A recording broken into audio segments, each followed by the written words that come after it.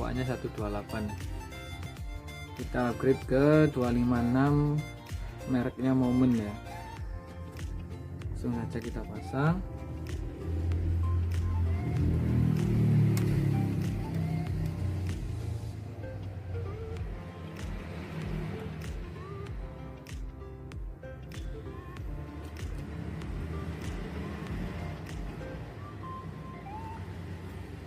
Lalu kita coba apakah terdeteksi 256 nya.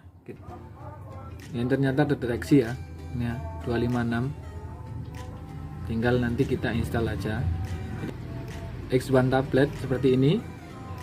Masih SSD nya 256 atau 128, bisa kalian upgrade ke yang lebih besar ya.